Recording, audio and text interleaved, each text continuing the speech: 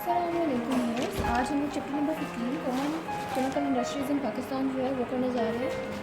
Chemistry second year जो है उसका होगा चैप्टर 15, ठीक है। वो हम करने जा रहे हैं। मैं आपको उसका शॉर्ट रिव्यू दूंगी, लाइक उसमें कुछ इंपॉर्टेंट क्वेश्चन वगैरह हैं वो दूंगी आप। लेकिन उससे पहले मेरी आपसे रिक्वेस्ट है कि आप मेरे चैनल को सब्सक्राइब करें, लाइक करें, कमेंट करें, फिर राय का इजहार करना नहीं भूलिएगा। अब हम प्रोसीड करते हैं अपने क्वेश्चन आंसर्स की तरफ। मैं इसके पार्ट्स बनाऊंगी और मैं आपको फ़िलहाल एक क्वेश्चन बताने लगी हूँ जो अक्सर आ जाया करता है। वो है प्रिपरेशन ऑफ यूरिया, ठीक है। यूरिया कैसे प्रिपेयर होता है वो हम आज देखेंगे। इसका सबसे कॉमन मेथड ये अक्सर शॉर्ट में ही आया करता है, तो इसका कॉमन मेथड जो है हम आज वो डिस्कस करते हैं, ठीक है। यूरिया प्रिपेयर हो सकता है अमोनियम कार्बोनेट से, ठीक है। अमोनियम कार्बोनेट से यूरिया प्रोड्यूस हो सकता है। कैसे? अब पहले हम लोग अमोनियम कार्बोनेट बनाएंगे। आप चाहें तो आप डायरेक्ट अमोनियम कार्बोनेट लेके उससे यूरिया आप प्रोड्यूस कर सकते हैं, लेकिन अगर वो डिटेल मेथड आपको लिखना है तो उसके लिए आप ये रिएक्शन मैं आपको समझाने के लिए भी बता रही हूँ और आप लिख भी सकते हैं, ज़्यादा अच्छा होगा। अच्छा, अमोनियम कार्बोनेट किस तरह बनता है आपने बताना है। आपने कार्बोनेट लेना है पहले, फिर आपने 2NH2 लेना है, अमोनियम लेना है, ठीक है।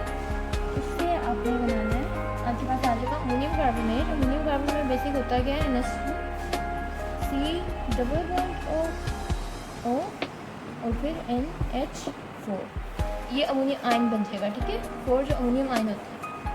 अच्छा, ये आपके पास आ गया अमोनियम कार्बोनेट। अगर आपसे अमोनियम कार्बोनेट का भी फॉर्मूला पूछा जाए तो आपने वही बताना, अमोनियम कार्बोनेट है, सही हो गया। अब आपने अमोनियम कार्बोनेट लेना है और आपने उसको हीट करना है, कोई टेम्परेचर देना है। टेम्परेचर उसका कुछ स्पेसिफिक नहीं होता है, ना तो हमें बताया हुआ है गिवन है।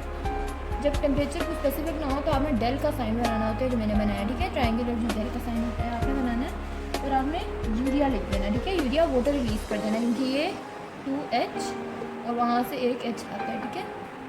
क्या होगा आपके पास, NH2C double bond O, NH2 plus H2O, water release हो गया। ये हमारे पास यूरिया प्रिपेयर हो गया, ठीक है। ये थोड़ा इंपॉर्टेंट क्वेश्चन था, इसलिए मैंने आपको बता दिया। एक और आपको क्वेश्चन आता है क्लासिफिकेशन ऑफ फर्टिलाइजर्स, ठीक है। फर्टिलाइजर्स की क्लासीफाई करना होता है। फर्टिलाइजर्स आपने याद रखना, जब आपसे ये वाला क्वेश्चन आता है क्लासिफिकेशन ऑफ फर्टिलाइजर्स, तो आपने याद रखना है कि आपने बताना है NP और K। N कौन सा है, आपने बोलना है नाइट्रोजनस फर्टिलाइजर, फिर आपने बोलना है फॉस्फोरस फर्टिलाइजर और फिर पोटाशियम फर्टिलाइजर्स। ये 3 फर्टिलाइजर्स होती हैं और ये makeup the efficiency of the plants करती हैं, उनकी ग्रोथ में हेल्प करती हैं, उनके अंदर जो केमिकल्स साथ वाले प्लांट्स के आ जाते हैं उन पर बेनिश करती है और साथ में उनकी ग्रोथ में हेल्प करती है, ठीक है। तो ये है फर्टिलाइज़र के कुछ मैंने आपको यूजेस बताए हैं कोई, और आपको कुछ क्वालिटीज़ बतानी है, ठीक है। एक और क्वेश्चन आ जाता है कि क्वालिटीज़ क्या होती हैं गुड फर्टिलाइज़र की, आपने बताना है। आपने सबसे पहले, सबसे ज़्यादा आसान है, इट शुड बी चीप, ठीक है। इट शुड बी चीप एक इसकी वो होगी। It should not be injurious to plant को इंजरी नहीं करना चाहिए, वो फर्टिलाइज़र ऐसी होनी चाहिए। नंबर 3 आपको आएगा कि आपने जो, मैं आपको थोड़ा ईजी वाले बता रही हूँ, ऐसा आपने बोलना है कि फर्टिलाइज़र जो है वो स्टोनी मैस में कन्वर्ट नहीं होनी चाहिए, ताकि प्लांट उससे इजीली अप्रोच कर सके, ठीक है, और उसको वहाँ तक अप्रोच करने में डिफ़िकल्टी ना हो। आपने एक और फिर उसके बाद पॉइंट ऐड कर देना है उसमें कि आपने बोलना है the nutrient element present in must exit soluble with the plant, ठीक है। अच्छा, आपने सबसे पहले क्या करना है, फर्टिलाइज़र जो है वो वाटर के साथ मिक्स करके देखनी है कि वो वाटर में सोल्यूबल है। अगर वो वाटर में सोल्यूबल है तो मस्ट भी soluble in soil too, soil में भी वो सोल्यूबल होगी, ठीक है। अगर वो वाटर में सोल्यूबल नहीं है तो वो सॉइल में भी सोल्यूबल नहीं हो सकती। तो आपने इस चीज़ का ध्यान रखना है कि वो वाटर में सोल्यूबल है तो आपने तभी उसको सॉइल में डालना है, ताकि प्लांट इजीली उससे अपने न्यूट्रिएंट्स ले सके। यही आपको इस पॉइंट में बताया, the nutrient elements present in the soil in the fertilizer it must be relatively soluble with the plant, ठीक है। वो सोल्यूबल प्लांट के साथ भी होनी चाहिए हैं आराम से, ठीक है। एक और है, it should not alter the pH of soil. आप जो फर्टिलाइज़र डालें, अगर सोइल की pH है 4 तो fertiliser should not B of that much pH के वो जब ऐड हो तो सोइल की pH को चेंज करे, ठीक है। उससे प्लांट इफेक्ट होता है, तो वो चीज़ आपके लिए एक इंजीरियस मतलब प्लांट के लिए वही हो जाएगी, ठीक है। तो ये कुछ हो गई आपके पास, मैंने क्वालिटीज़ बता दी, यूरिया इन्फॉर्मेशन बता दी है और आपको मैंने फर्टिलाइज़र की क्लासिफिकेशन भी बताई है और उनके थोड़े यूजेस भी बताए हैं। आपको नोट किया जाता है कि नाइट्रोजनस फर्टिलाइज़र, फॉस्फोरस फर्टिलाइज़र और पोटाशियम फर्टिलाइज़र के ऊपर नोट लिखे हैं। फिर वो आपने नाइट्रोजन जो है वो आपने बताना है nitrogen is required during the early stages of the plant growth for the development of the stems and leaves. Nitrogen stems and leaves के लिए रिक्वायर्ड होती है। It is the main constituent of protein बनाती है। imparts green color to the leaves. It enhances the yield and quality of the plants. Quality को plant को yield इसकी ज़्यादा इसके अंदर वो करती है, एनहेंस करती है। अब ये जो फर्टिलाइज़र नाइट्रोजनस और मैंने आपको ये NPK बताया है, ये इस तरह से नहीं होता। ये जो NPK फर्टिलाइजर्स हैं ये बेसिक फर्टिलाइज़र नहीं होते, इनकी एग्जांपल्स होती हैं। लाइक नाइट्रोजनस फर्टिलाइजर्स में ढेर सारी फर्टिलाइज़र होती हैं, ammonium sulphate, ammonium nitrate, calcium ammonium nitrate, basic calcium citrate, ये काफ़ी ज़्यादा फर्टिलाइजर होती है। इसी तरह पोटाशियम वाले की भी एग्जांपल होती है, फॉस्फोरस की भी एग्जांपल्स होती हैं। तो ये बेसिक फर्टिलाइजर्स नहीं होती, इनके अंदर फर्दर और डिवीजन होती है इनकी। फिर एक और इम्पोर्टेंट क्वेश्चन आता है आपके पास के रॉ मटेरियल्स के नाम लिखें जो कि सीमेंट इंडस्ट्री में, सीमेंट मैन्युफैक्चरिंग में यूज़ होते हैं। रॉ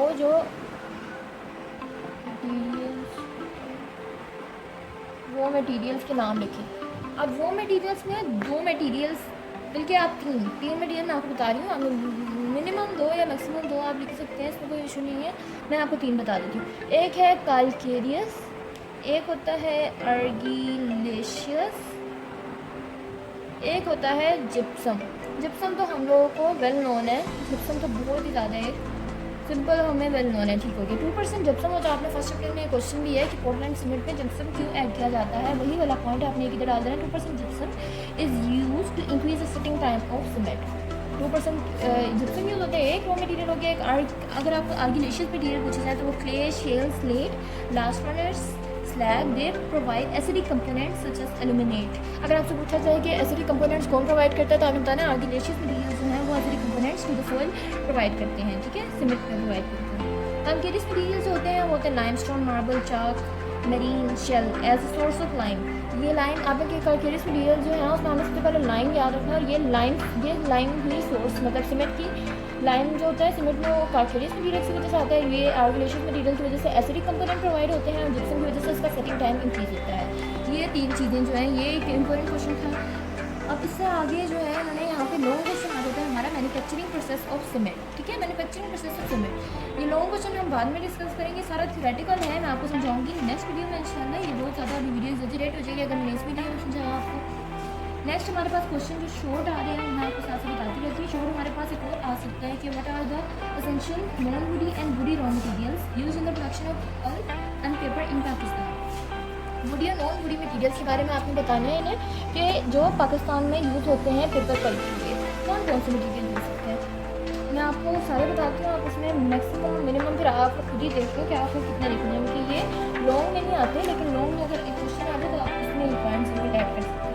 नॉन वुडी मटीरियल्स के बारे में अगर हम देखें तो wheat straw, rice straw, bagels, bamboo rag, cotton stock, cotton litre और काली ग्रास और ब्रसेस, ये सारे हैं नॉन वुडी जो हम पेपर इंडस्ट्री में हमारे यूज़ होते हैं, ठीक है। पेपर इंडस्ट्री पाकिस्तान में इतनी वेल डेवलप नहीं थी स्टार्टिंग में।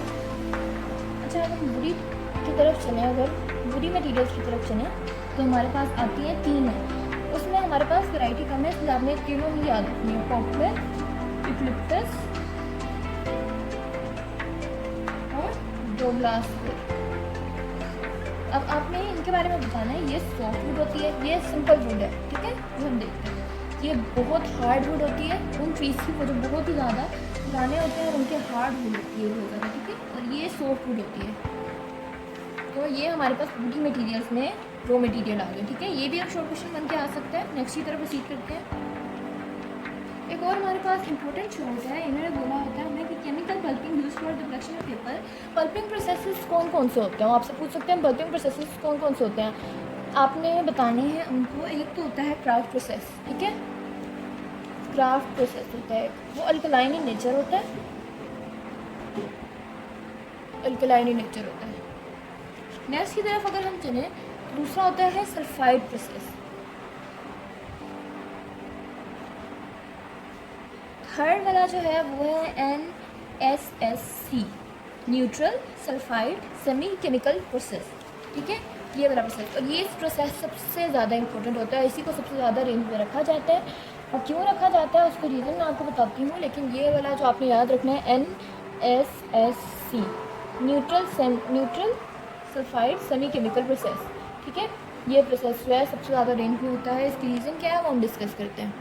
क्योंकि इस प्रोसेस में हमारे पास बहुत ईजीली पेपर मैन्युफैक्चर हो जाता है, क्योंकि इसमें कटिंग ऑफ रॉ मटेरियल हो जाता है, स्क्रीनिंग होती है, पल्प वॉशिंग होती है, पेपर मेकिंग मशीन जो है वो हम लोग लास्ट में यूज़ करते हैं ताकि पेपर हमारा निकल सके। ये भी एक लॉन्ग क्वेश्चन के तौर पे होगा, तो मैं आपसे ये भी नेक्स्ट वीडियो में डिस्कस करूँगी। ये लॉन्ग क्वेश्चन आपके पास आएगा NSSC, लेकिन शॉर्ट में आपसे पूछा जा सकता है, इसलिए आपको इस चीज़ पर ज़रूर फोकस करना है। लास्ट 2 शॉर्ट हमारे पास है, सबसे ज़्यादा इंपॉर्टेंट जिनमें है वो ये है बता दो कॉमन ब्लीचिंग एजेंट्स, ठीक है। कॉमन ब्लीचिंग एजेंट्स के बारे में अगर हम बात कर रहे होंगे तो हमें पता होना चाहिए कॉमन ब्लीचिंग एजेंट्स कौन कौन से होते हैं। आपसे पूछेंगे, आपने बताना है क्लोरीन होता है, हाइड्रोजन पेरोक्साइड, आपने फॉर्मूला भी लिख दें तो वेल एंड गुड होगा, क्लोरीन, ठीक है, H2O2, इसको कहते हैं हाइड्रोजन पेरोक्साइड।